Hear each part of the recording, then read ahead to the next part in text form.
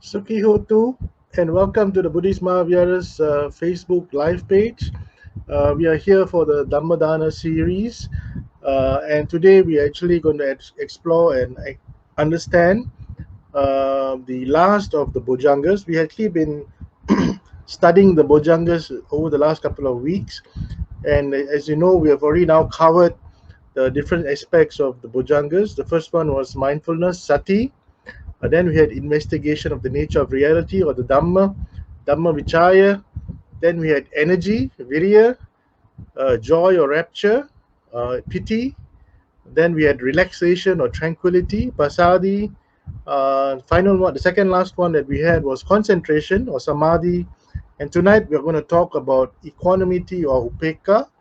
And to explain that further, we have with us Bhante Professor Lenagala Siriniwasa, a very learned monk, a very erudite monk with us, and who has also been with us many times here at the Dhammadana series online. And I would gladly now like to invite Bhante to come on to the studio. Good evening, Bhante. Let me just unmute. Sorry, I just said to unmute your mic. Okay, for those of you who are not familiar with Professor Lenagala Srinivasa, let me just quickly read his profile so that you have a better understanding of who Bhante is. Bhante Professor Lenagala Srinivasa Thero is a professor and the Dean of the Faculty of Language Studies at the Buddhist and Pali University of Sri Lanka. He holds a bachelor's degree in arts from the University of Kelaniya and is also a Royal Pandit or Oriental Studies from the Oriental Studies Society before completing his master's degree in art at the University of Delhi in India. Uh, Professor Lenaga Srinivasa also completed his PhD with a focus study area at the Banaras Hindu University in Varanasi in India. He holds both academic and administrative positions at the Buddhist and Pali University of Sri Lanka, and since 2009 he holds records and contributions to both the university as well as to the country.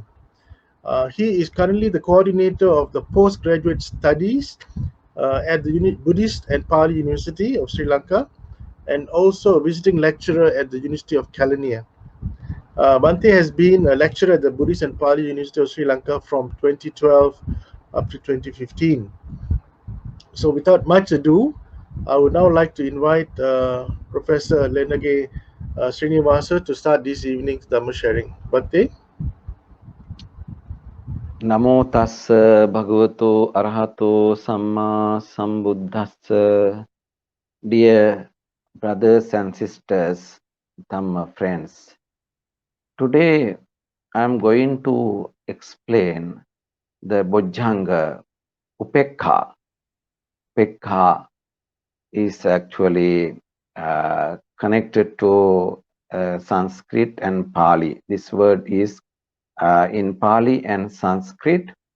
The Sanskrit word Upeksha means equanimity, non-attachment, non-discrimination, even mindfulness or letting go. Upa means over and eks means to look. Two words connected as Upeksha.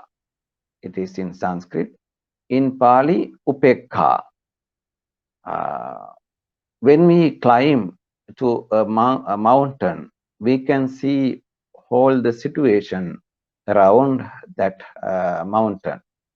So when we have got upeksha, equanimity, we can see in a fair manner all the things in this world, in this universe.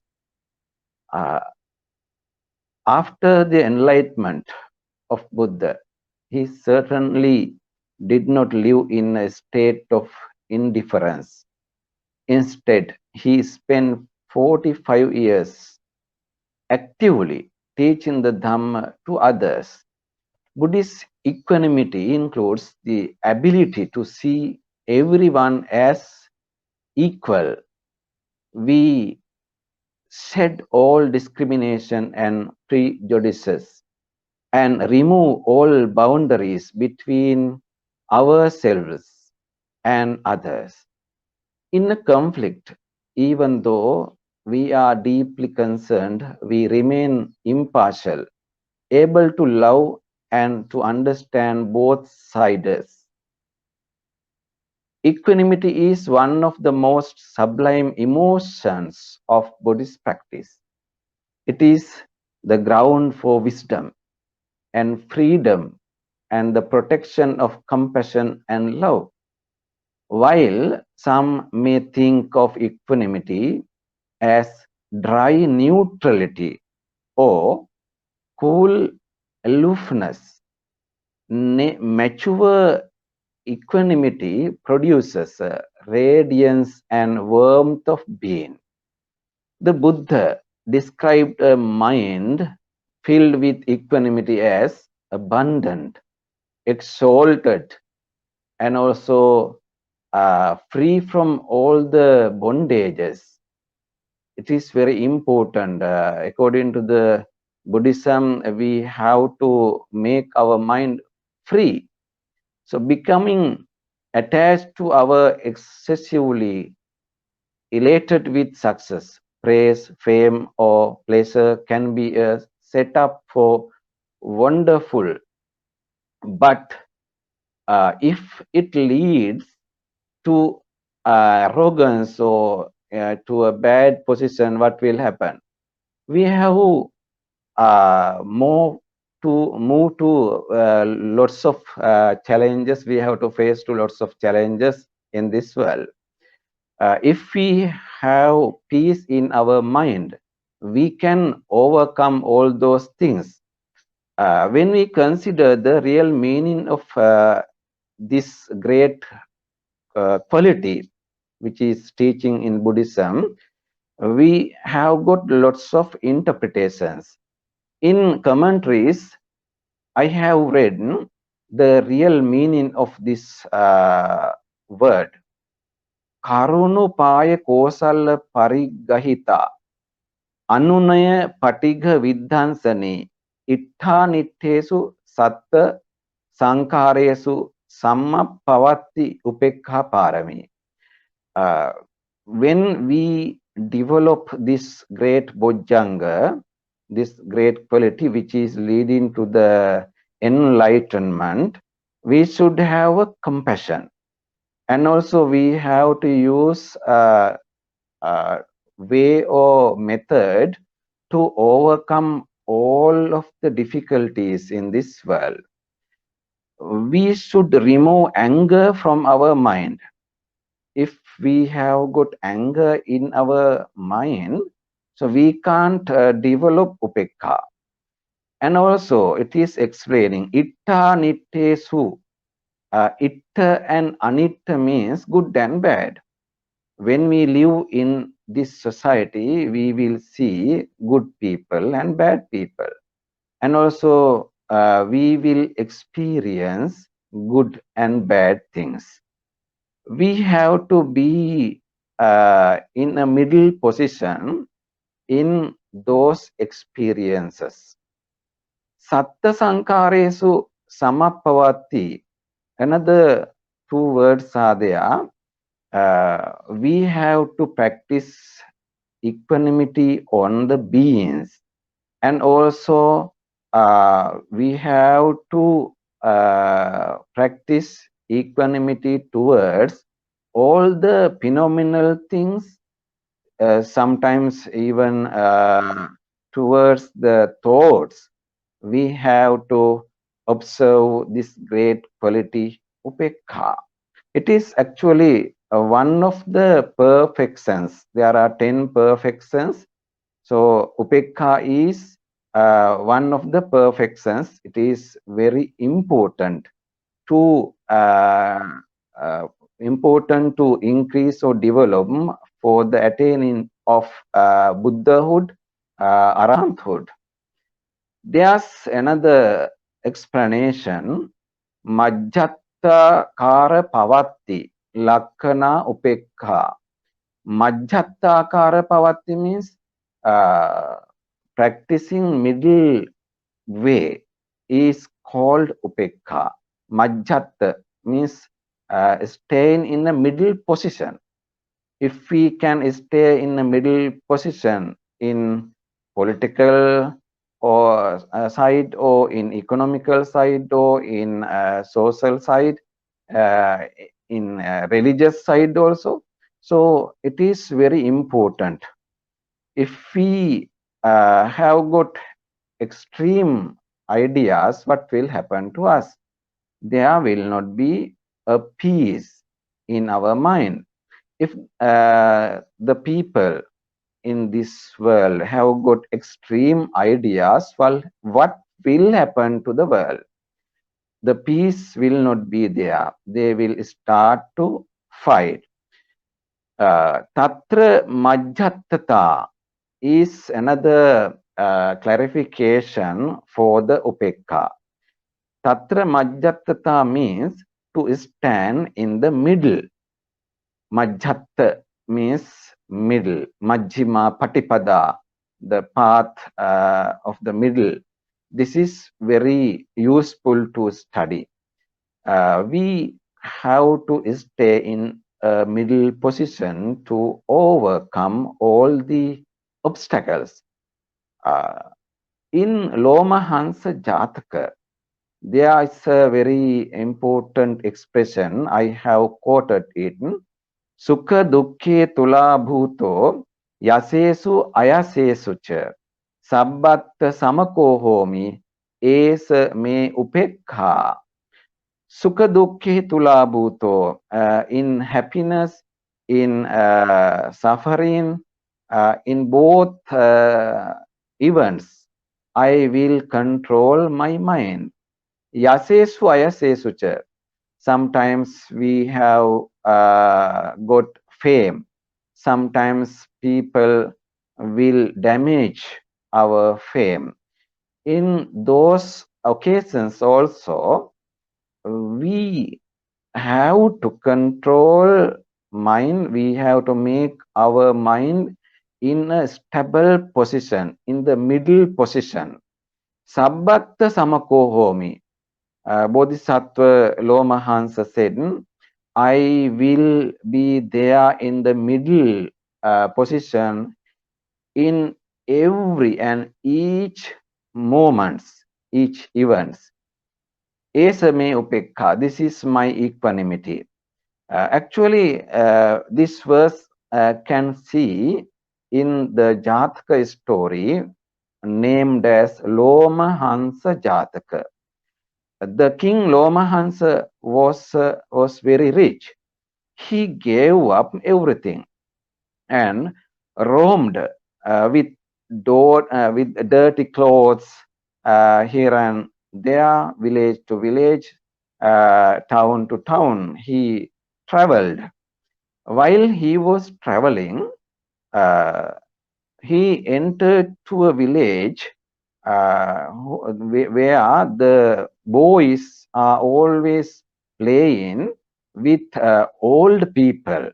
They make jokes towards them. They attacked. They were fighting with those old people. He entered to that village, and from the beginning, he faced to these kinds of obstacles. Those boys attacked him. When Lomahansa was meditating, they came to him and attacked, and they urinate on his body, and also they laughed and shouted in front of him. They took some sticks and put in to the nose and also into ear. They attacked using those sticks. He observed this great quality which is called equanimity, Upekha. He never got angry. He was in patience position. Patiently, he bared all those things. Seeing this great quality, elders thought this one is a great ascetic. He has got a great quality. He never gets angry. We will check him. We have to check him. Now we will offer him lots of food and clothes. Then we can see his mind after having the gainings. Then they offered lots of food and clothes, various kinds of things. At that time also, he was not that much happy. He didn't care all those things, all those receivings or gainings. He was in a middle position, never got happiness, and also he never got angry. This is actually a very important quality. In the world, you see, if we get bad things, what will happen to us? We suffer, we cry, we will live with the sorrowful moments. If someone gets lots of gainings, wealth, various kinds of facilities, powers, or various kinds of ranks in the offices, then they will be proud of those things. They work against toward other people. Therefore, we have to understand living in the middle position is a difficult task. But great people lived in the middle position, like Loma. He had the tolerance. He bared all those obstacles. He was in patience. So every moment, every seconds, he practices this great quality. Actually, this Upekha is uh, connected to various kinds of sections in Buddhism. Sometimes it is connected to the four sublime status, Metta, Karuna, Mudita, Upekha. There are four great qualities named as four sublime status. If someone can practice these four kinds of Brahma Viharas, sublime status, he will reach to heaven or Brahma world, and also he will get good birth in this birth cycle, and also he will attain final goal. Metta means loving kindness. This is first one.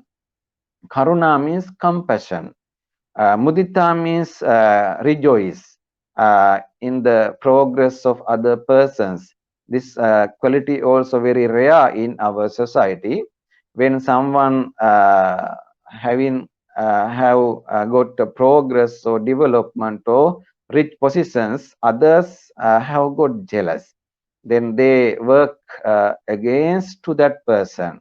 Uh, if someone can get pleasure or rejoice in those positions, development or progress of other people, it is a great quality. Like mothers and fathers and brothers and sisters enjoy with the progress of their family members.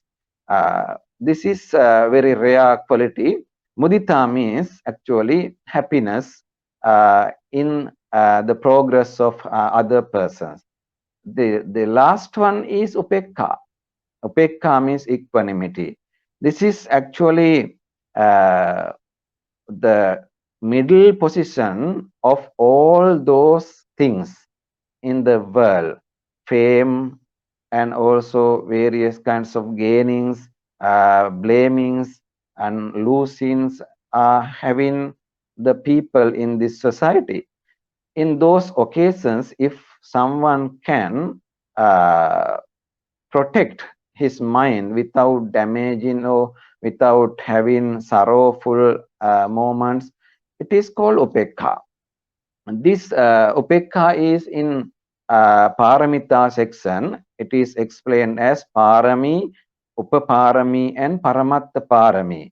Parami means uh, if we offer wealth to others, or if we lose our wealth, and if we work against to our brothers and sisters or family members, and also if we help to our brothers and sisters, if we help to the people in our society, if we work against to the people in this society, in these sections, we have to control. Parami means we have to develop our this perfection, great quality in a stable or middle position. It is called Upekha Parami. Then it becomes Upekha Upaparami. Upaparami means if someone damage to our body or parts of our body, uh, then we have to bear. And if someone treat to our body, at that time also we have to make our mind in a middle position without having suffering or without having pleasure. We make our mind in the middle position. It is called Upekha Upaparami. This is connected to the body and the parts of our body. The last one is Paramatta Parami. Paramatta Upekha Parami. This is actually connected to the life.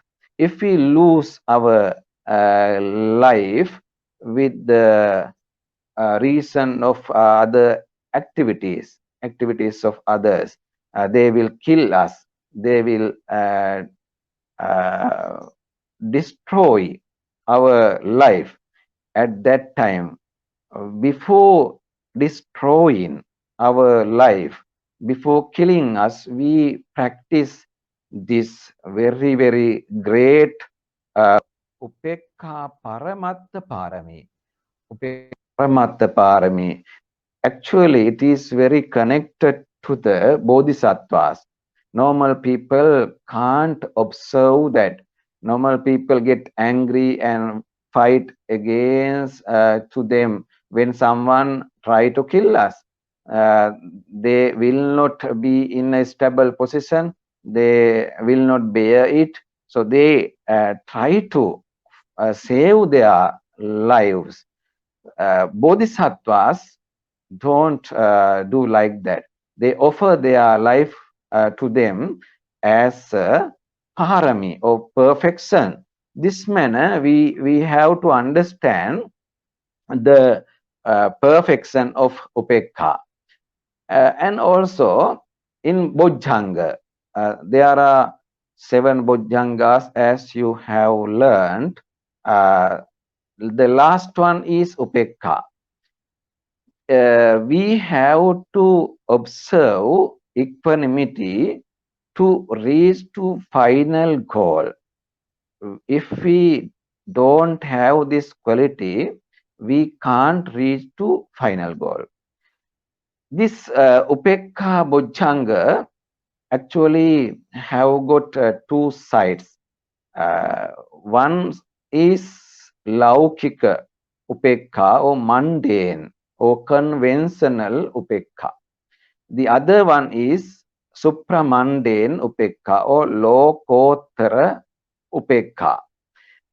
First one I have already discussed. It is connected to the day-to-day life. The second one is very important, supramundane Upekha. We make our mind in neutral position while we are meditating. When we meditate, we have to make our mind in a stable position. We don't go through the thoughts, uh, go through the thoughts which are connected to the cravings. While we are meditating, lots of cravings are coming into the mind. Basically, anger, lust, and also illusion, conceit. These cravings are coming into the mind. At that time, we see the thoughts, we see the cravings, and we let them go out. We don't depend on those thoughts. We think this is a bad thought, this is a craving. It leads us to the bad position. It takes us towards the birth cycle. If I develop this craving, what will happen to me? It may be a cause for the rebirth. Then, understanding the real condition of those thoughts, we give up.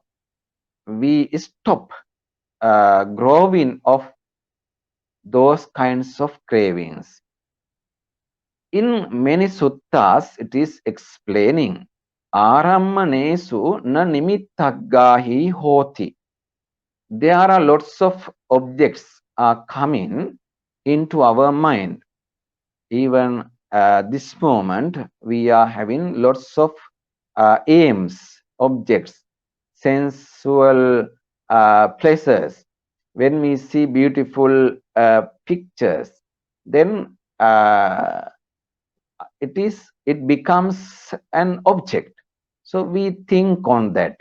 We develop lust, think it as a beautiful one, attractive one, fascinating one. In this manner, we think.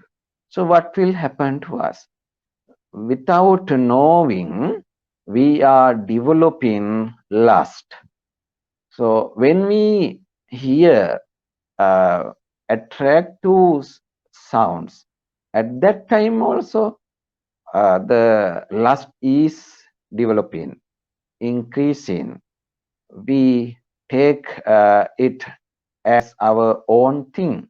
We cling on it. We will have a bondage on it. We will develop a craving.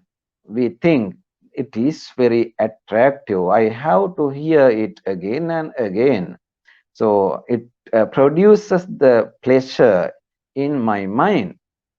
What will happen to us after following that one again and again?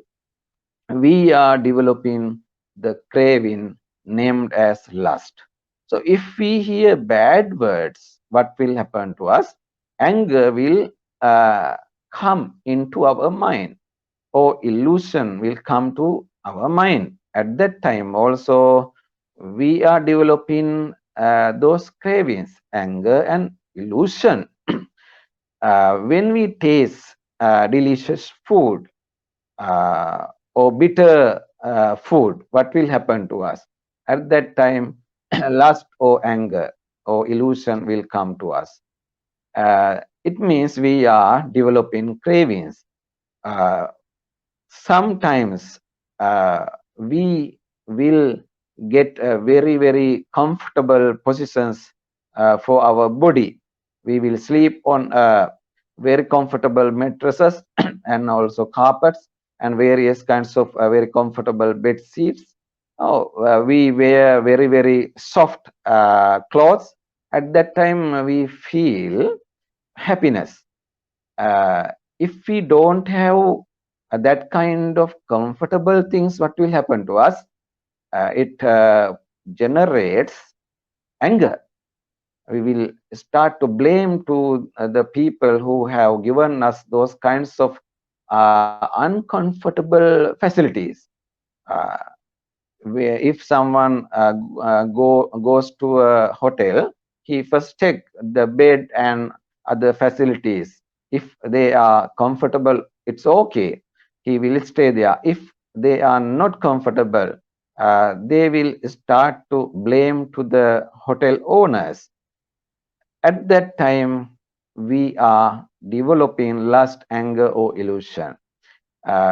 In this manner, through the sense organs, it means chakku, sota, ghana, jivha, kaya. There are six kinds of sense organs: eye, ear, nose, tongue, body, and mind.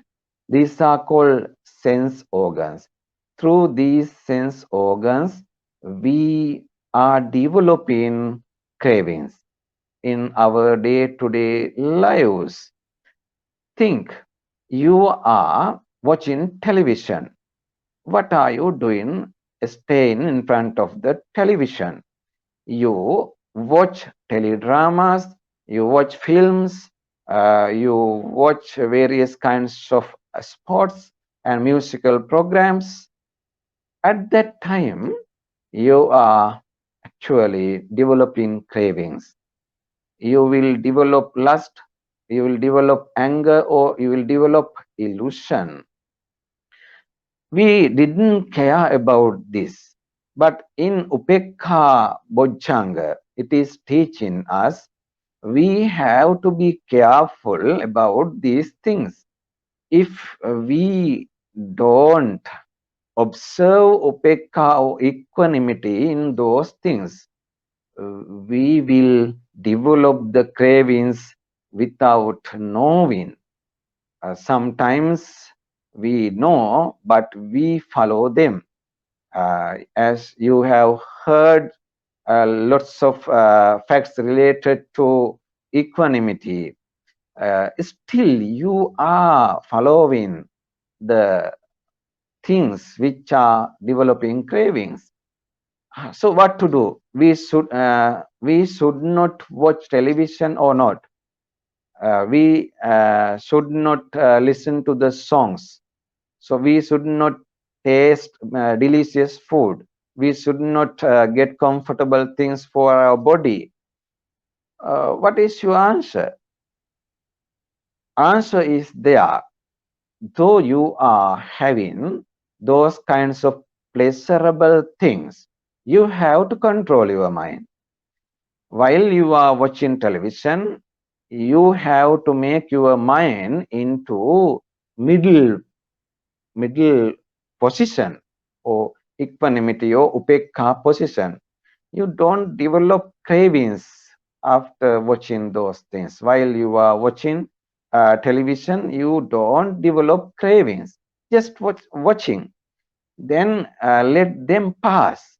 Don't cling uh, on those pictures or photos or persons or songs or various kinds of films, teledramas. Just see. Then you make your mind into equanimity position. Sometimes you will see bad or dangerous things from the television. You don't like to see them, but you can see. Sometimes you don't like to see the politicians who have done bad activities to the country, but they are on the screen. At that time you will get angry. Oh, that person is coming again and again, so he is trying to come again to the rulership or administrative position. So you will start to blame. Sometimes you will have bad thoughts against him. Your mind becomes full of angry. What will happen to us? We will actually decrease from the good qualities. Our mind will be polluted because of that person. We have to be aware of those persons, those objects, those sensual objects. We have to protect our mind. You should think, why I pollute my mind because of other persons? Why I get angry because of other persons? Why I damage to my mind because of other persons and things? Thinking in this manner, you have to make your mind into the equanimity position. I expressed one sentence preached by the Buddha. Arammanesu na nimittaggahi hoti. When we see some objects, we don't take them as aims. Nimitta means aims. Taking those things as aims, we don't develop cravings. How we manage these things? Buddha explained in many places we have to practice insight meditation for the control these bad positions. How we control them? We think they are impermanent, and also we think they are producing full of suffering. Therefore, we count them as our own thing. In Pali, it is explained as anicca, dukkha, and anatta. Anicca means impermanence. Everything is impermanence. In this world, in this universe, even the sun, even the moon also will vanish one day after a few years, after thousands of years. The moon, the sun will will be destroyed oneself itself. So no need to talk about other things. Everything in this world is facing to impermanency. So we have to consider it. We have to think about this. Thinking, we stop developing the cravings. At that time, our mind is in the position of equanimity. Uh, Considering the things are producing suffering, persons, people, beings are producing suffering, we develop this equanimity. Dukkha, actually, if it is impermanence, if impermanent, it is a cause for the suffering. You know, our family members are having lots of problems. They are having diseases. We are facing to various kinds of difficult moments.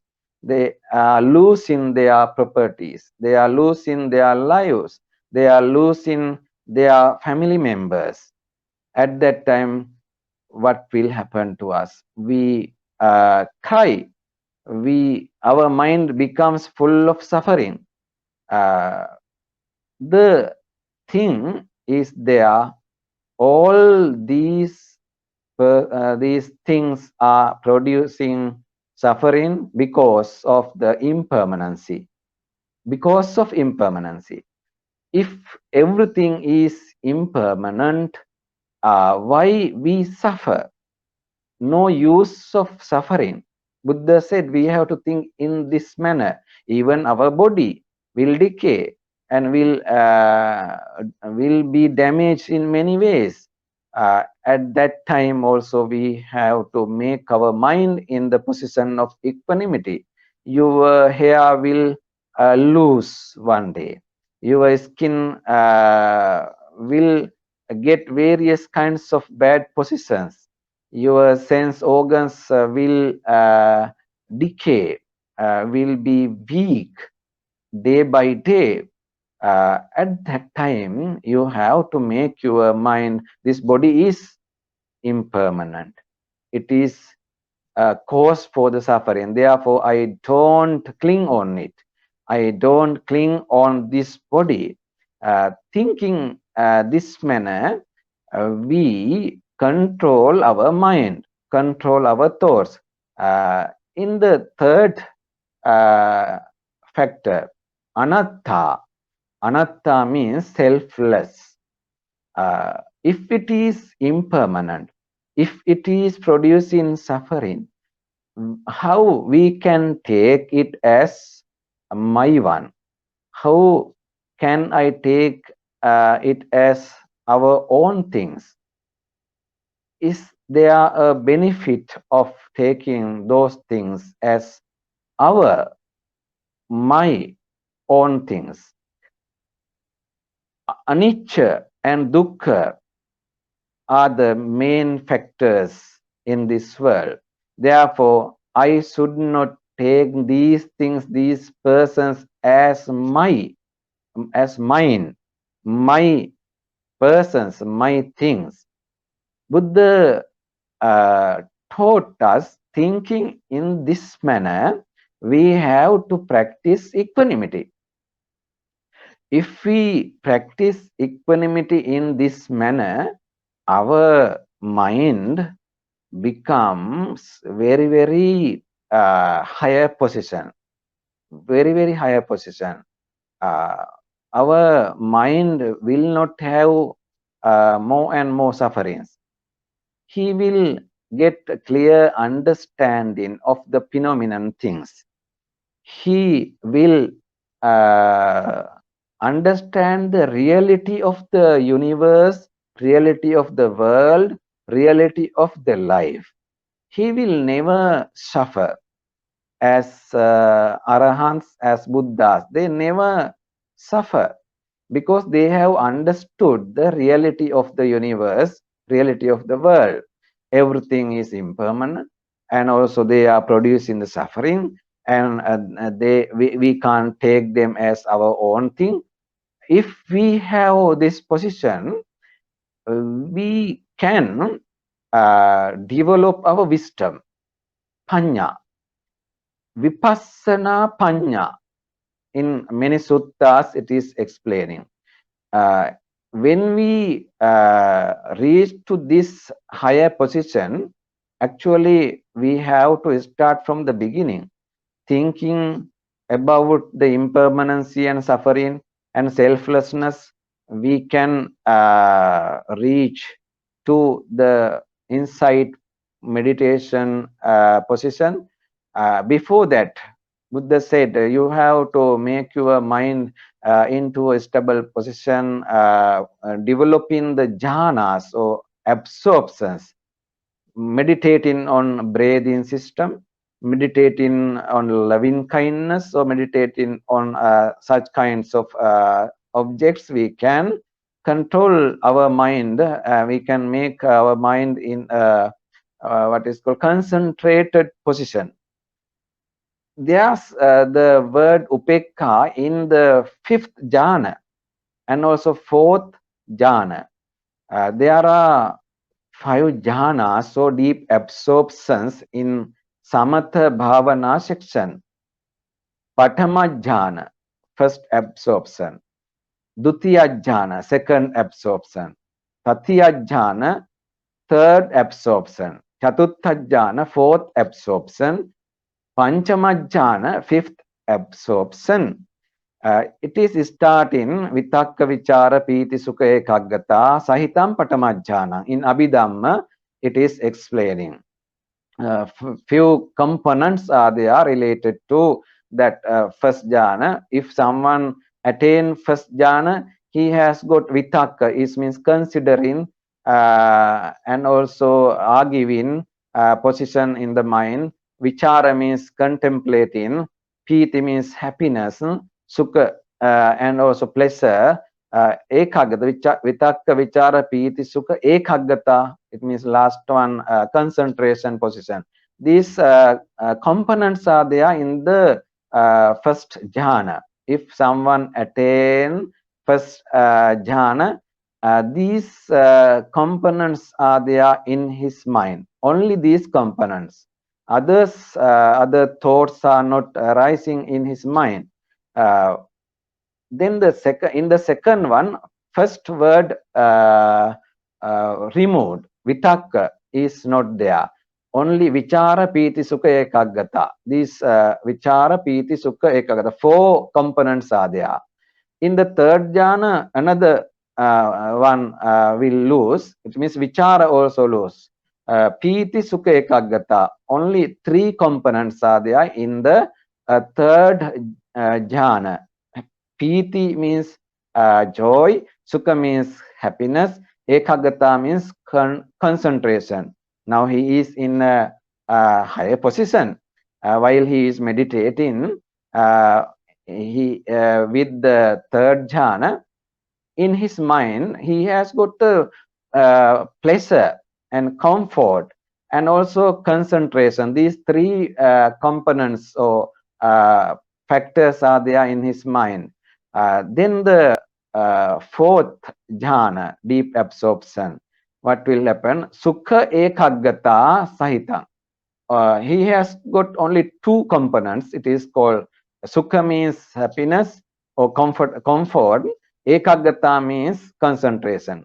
Comfort and concentration. He will experience a higher comfort by through his thoughts, and in his mind only he has got comfort and also concentration. If you meditate, if you have meditated, you can experience this position. So in the 5th jhana, upekha ekaggata, the mind becomes upekha. Upekha means in his mind we can see equanimity, no moving towards the objects, just upekha. Concentrated mind is there. Ekaggata is a concentrated mind, and in his mind we can see upekha. Buddha explained this 5th jhana is a higher position of the samatha bhavana section. Then actually before that, when the mind becomes concentrated and also comfort position, we have to turn our mind into the vipassana meditation side or insight meditation position, thinking about the 5 aggregates as impermanent, full of suffering and selflessness. We have to develop our wisdom. We have to turn our mind into vipassana section. Parisuddhe sati chitte pariyodate vigatupa kilese anangane asavakkahe jnanang chittang abhininnape tabbang. When our mind becomes very pure and white and cool position, we have to turn our mind into the vipassana meditation. Don't stop in jhanas or deep absorptions. Sometimes the meditators are enjoying with samadhi. They live for a long time in that position. They don't try to go ahead. Buddha understood that situation and requested to the disciples, don't stay in that position. You have to move or go ahead. You have to practice vipassana meditation. This way, Buddha explained, Upekha is very important in the path to the attainment of final goal or Nibbana.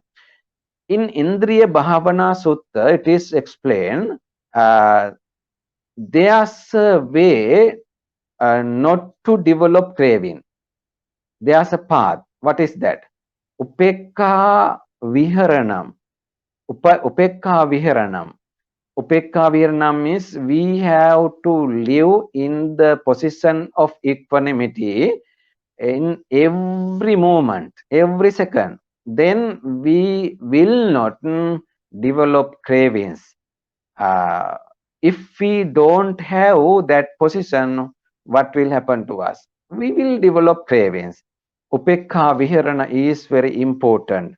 When we see beautiful things, when we hear attractive sounds, when we taste delicious food or drinks, when we comfort very pleasurable things, when we enjoy with various kinds of thoughts, we have to observe Upekha. If we observe Upekha, our mind become very, very stable position. Mind will be there in the middle path.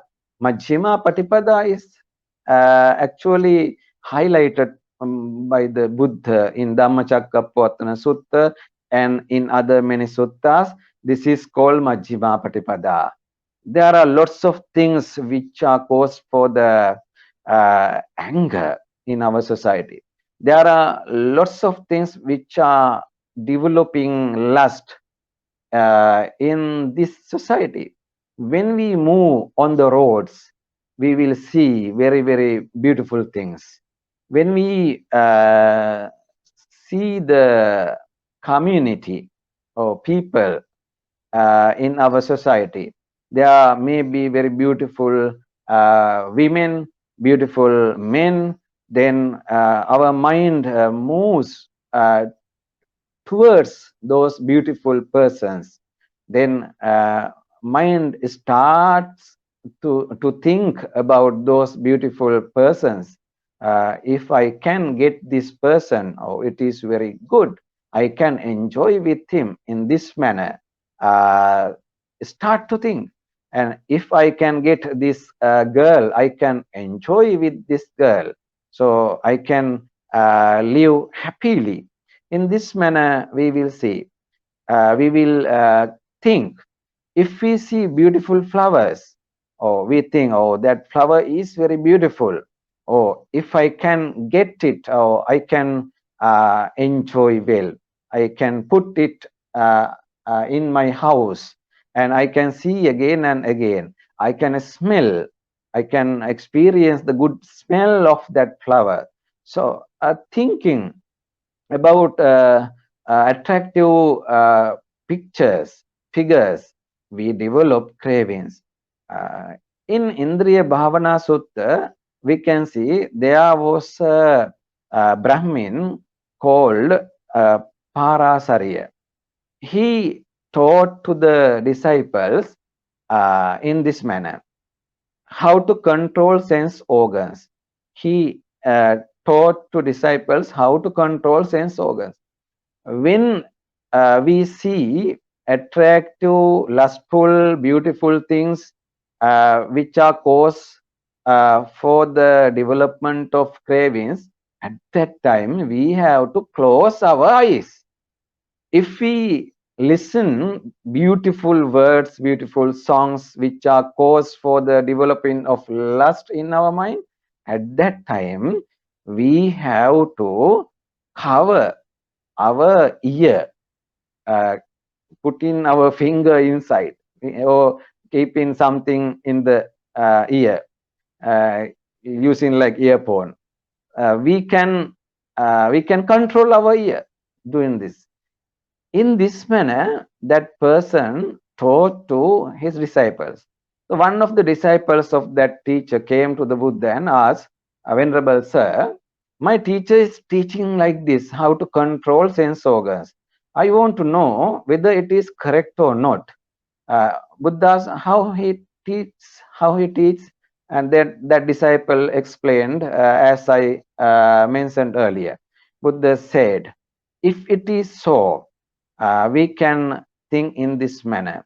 The blind and deaf persons are actually not developing cravings through the eye or ear.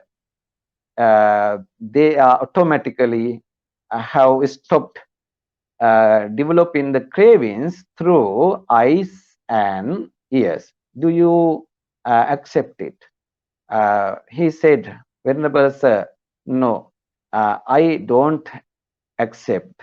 Our teacher is teaching, covering those sense organs, we can control our cravings. Buddha said, no, it is wrong. We can't do it. Closing eyes, how can we go on the roads and closing our covering our ears, how can we live in the society? There are lots of things which are developing cravings through our eye or ear. This is actually not the answer. I will train you how to do it. When you see attractive things which are cause for the development of the cravings, you have to observe upekha, equanimity. Don't take it into mind. Don't develop lust using those objects. You make your mind, let them pass. Don't depend on those objects. And also, when you hear very attractive sounds, at that time also you let them pass. Don't take into the mind and don't depend on the that object. Don't remain those objects in mind. If you remain or if you live with those objects, what will happen to you? Lust or the bad things, if you experience, then anger, and also some delusory or illusory things you experience at that time. Illusion will be there, ignorance will increase. Buddha taught him the real way to controlling sense organs. We also should practice in this manner. We watch televisions, but we don't develop cravings.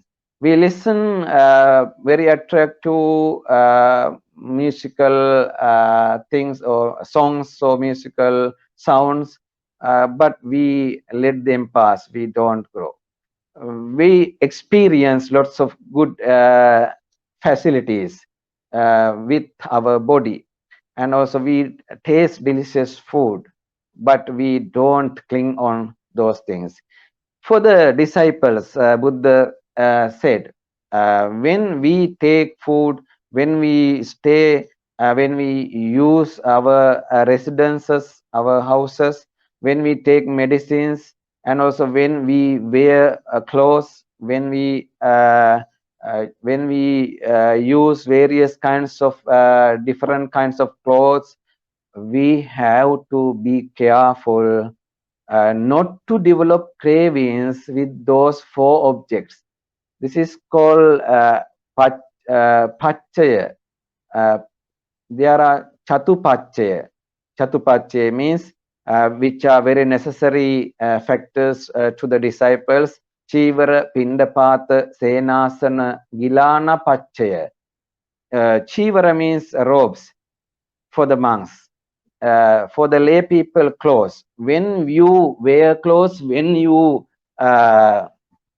use the clothes, you should not develop lust on those dresses or clothes.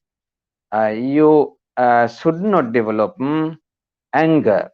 You should not develop ignorance because of those clothes. If you cling on clothes, what will happen to you? The cravings will increase.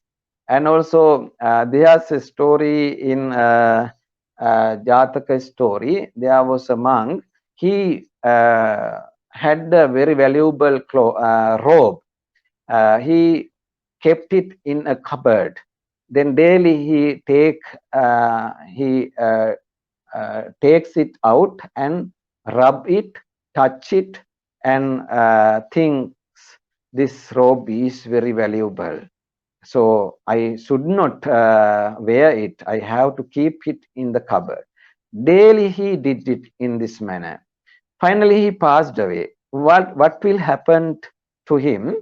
He got birth in that robe as an insect because of craving. He had a very deep lust for that robe. Then he got birth in that robe as an insect. Buddha knew it and explained to the monks. You have to think about this story. You have to think about this monk. He loved his robe much. Uh, every day he touched his robe, and he passed away finally as a result of his craving, lust. He got birth in the same robe. This is very good example for all the people. We people are always with lust for their houses, for their vehicles, for their lands and many things. If there is that kind of craving, what will happen to us? We will get birth in the same places, same areas. If we get birth in a bad position, such as hungry ghost position or evil or devil position, what will happen? He will give various kinds of difficulties to the family members. Getting birth as a hungry god position, he live in that house, in the corner of houses, so in the rooms, in some places around his house, he will live because he loves to those things, houses, vehicles, and persons.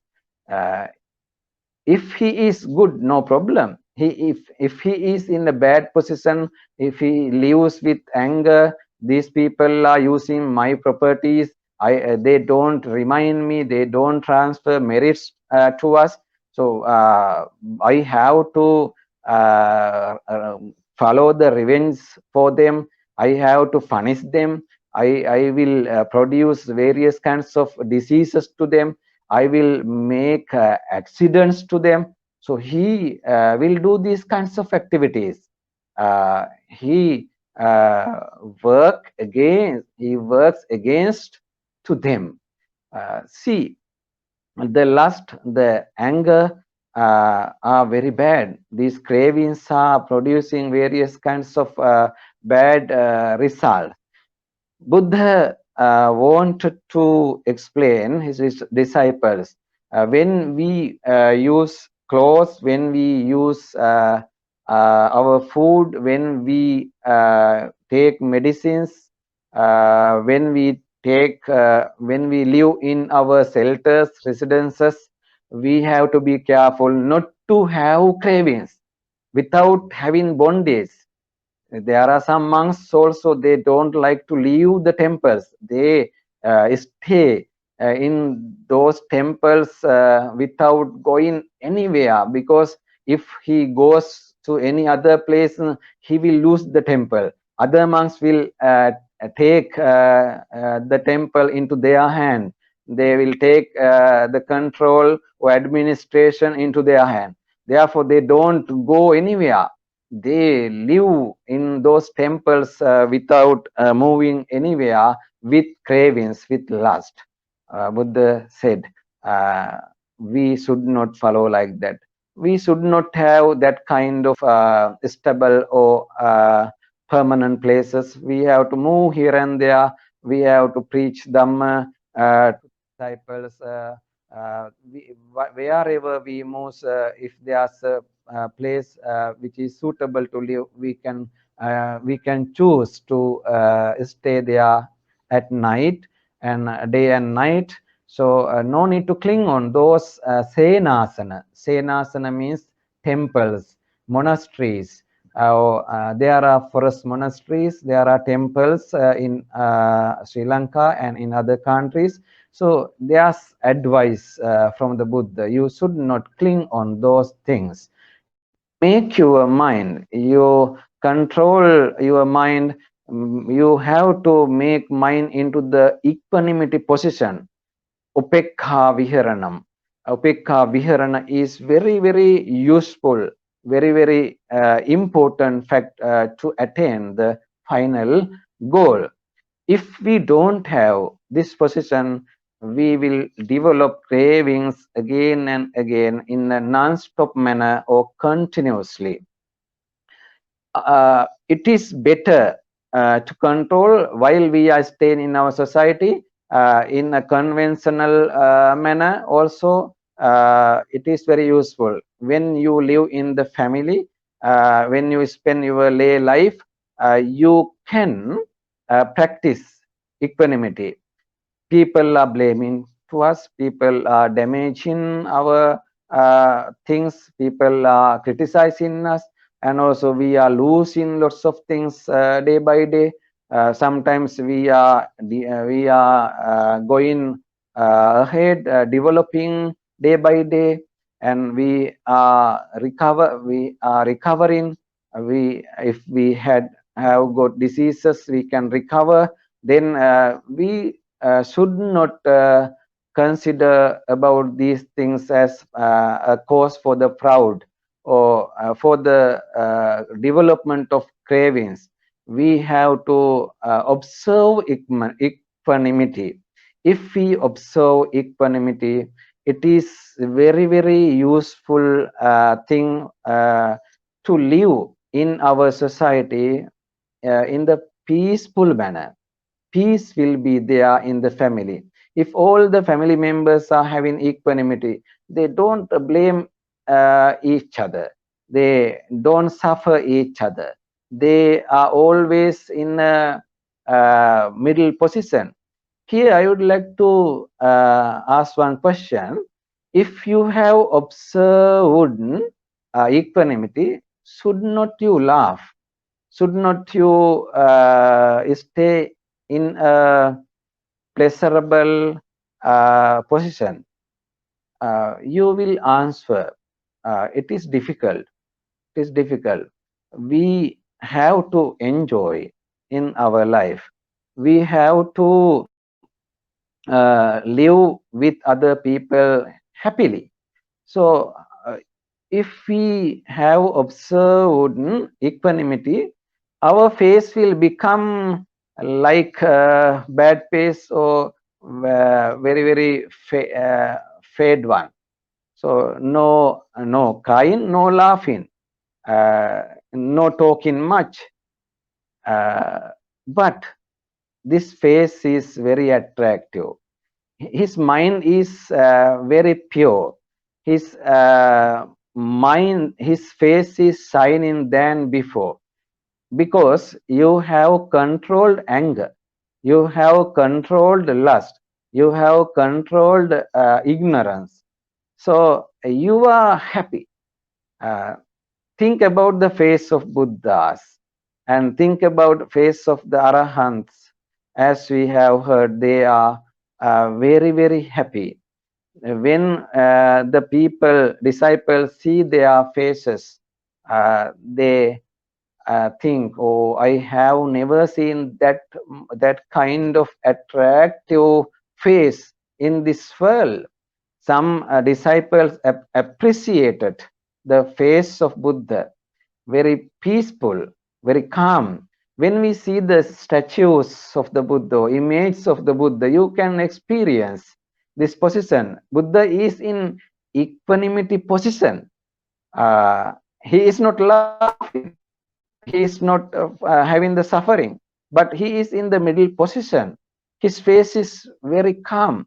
His face is in peaceful manner. Sometimes we see he's look like laughing one, but he is not laughing.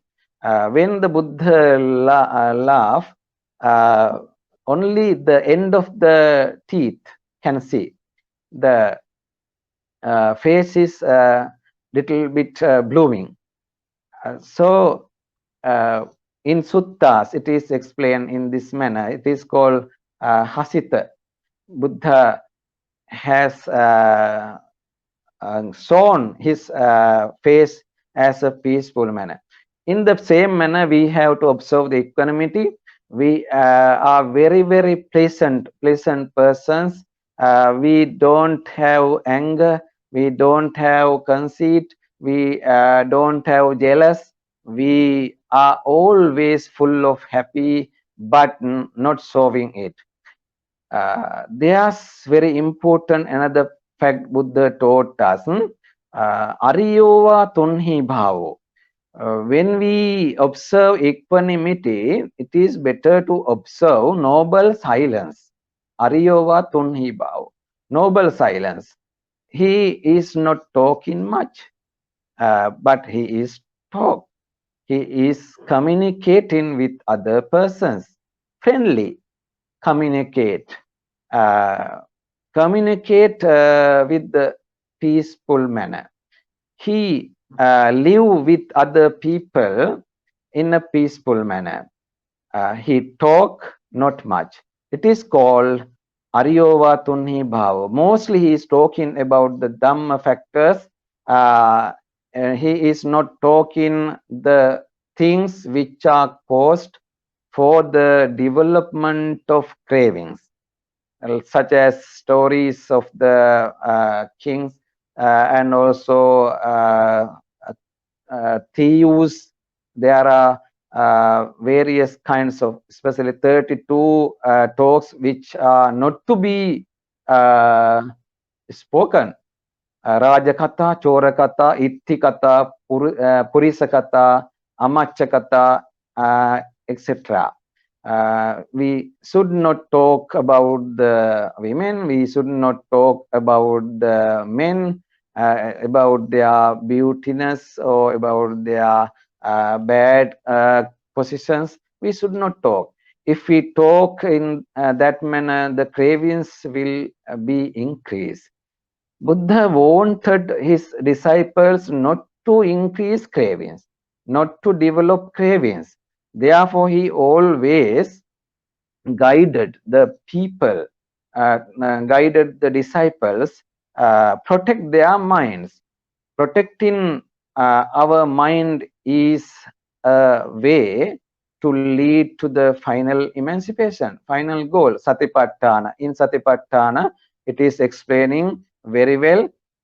In Satta Bhojjhanga Dhamma, or seven kinds of factors which are caused for the enlightenment, are very necessary factors. These are connected to the 35 factors, no, 37 factors for the attainment of Buddhahood or Arahanthood.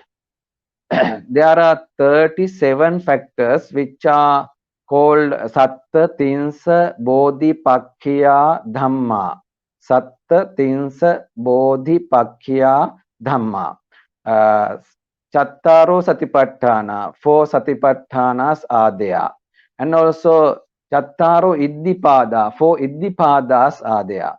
Satta Bhojjhangas, seven Bhojjhanga, Sapta Bhojjhanga, seven factors which are related to the attainment of enlightenment.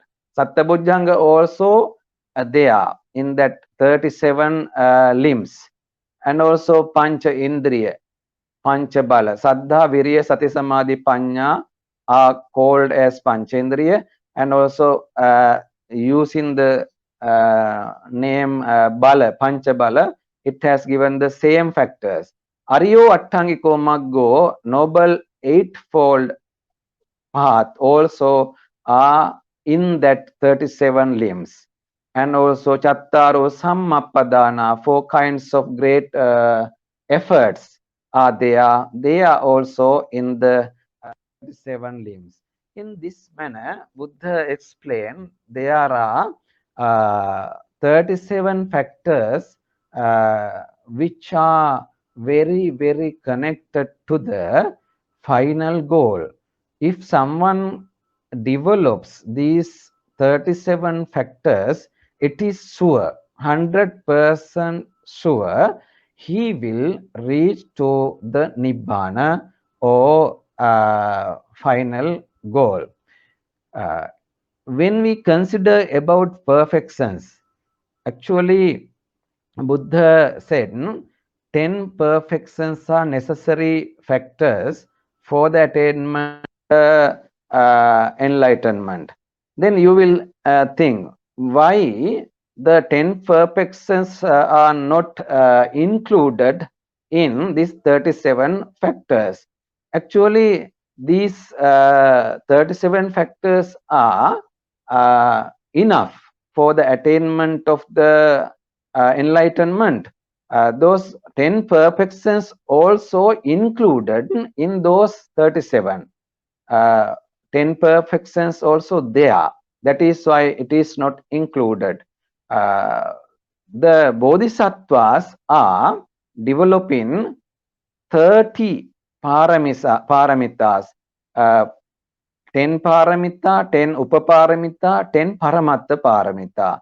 Then 30 paramitas are there for the bodhisattvas. The second Buddhahood, for the second Buddhahood, they have to practice paramita and upaparamita. There are two sections. And also for the Buddhahood, these three should be practiced. Arahanthood, the 10 paramitas are enough. All the disciples must practice 10 perfections, dana, sila, nekkhamma, and other paramitas, perfections. Upekha is very, very important quality or practice for all these limbs or connections. All these factors are connected to Upekha. If we don't have Upekha, we can't offer dana. We can't practice the charity works. Upekha must be there. Upekha is connected to the compassion. Upekha is connected to the tolerance. Upekha is connected to the loving kindness. So when we think about Upekha or equanimity, it is connected to all the basic teachings of the Buddha. Some disciples are there, they don't have this Upekha. They are always following the extreme factors. They think they are the super powerful superhuman beings. They are having much wealth. They are having lots of facilities, and they have got fame than others. In this manner, they think. Thinking in this manner, they don't care other people. They blame to other people, they criticize other people. If they have equanimity, they will not do like this. They don't do like this. Equanimity is very, very necessary factor to help to other persons, to practice the generosity or charity, and also to live peacefully.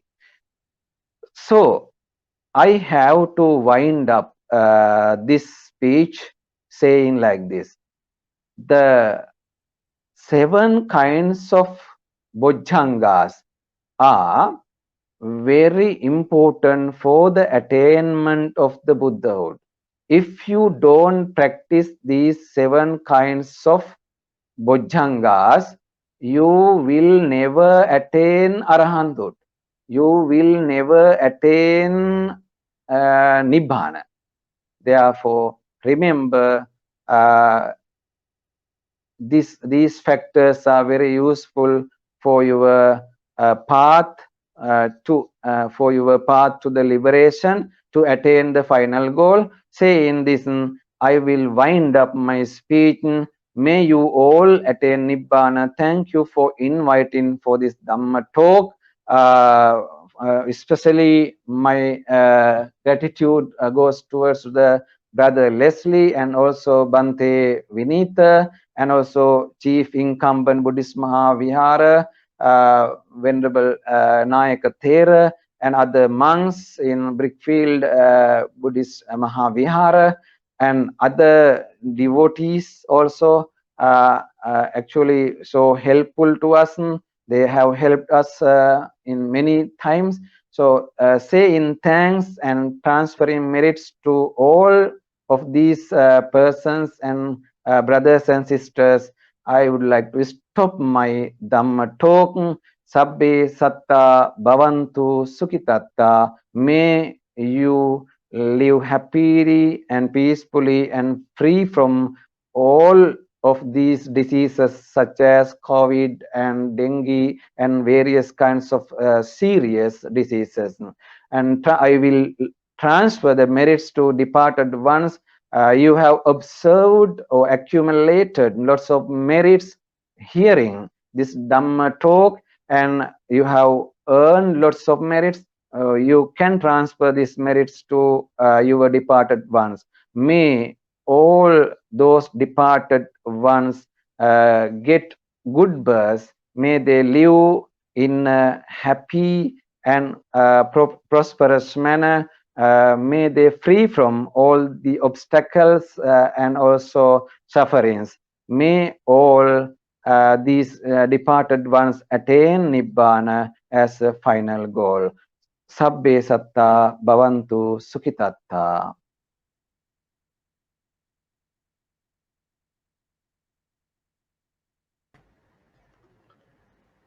Thank you, Bhante. Thank you for the very interesting Okay, thank you. discourse for the last, I think, 1 hour 20 minutes. Bhante, you took to explain Upekka, and I think it's you have covered a very wide spectrum on the Yes, subject of Upekka. I think we never expected that, because you also spoke how it's related to other factors of enlightenment like the paramitas as well as the Bhojjhangas. So, Bhante, you've also done the Anumodana. So, we have now come to the end of this evening's Dhamma sharing. And on behalf of the Committee of Management and the monks of the Buddhist Mahavihara, as well as for the sponsors, as well as to all the viewers and listeners and Dhamma friends of the BMV Dhammadana series, let me take this opportunity to thank you for coming onto our show and delivering a very excellent Dhamma sermon. And we look forward to your continued participation on our Dhammadana series, Bhante. thank you very much. Thank you. See you Good night. again. Good night. Okay, bless of triple gems. Sat. Okay.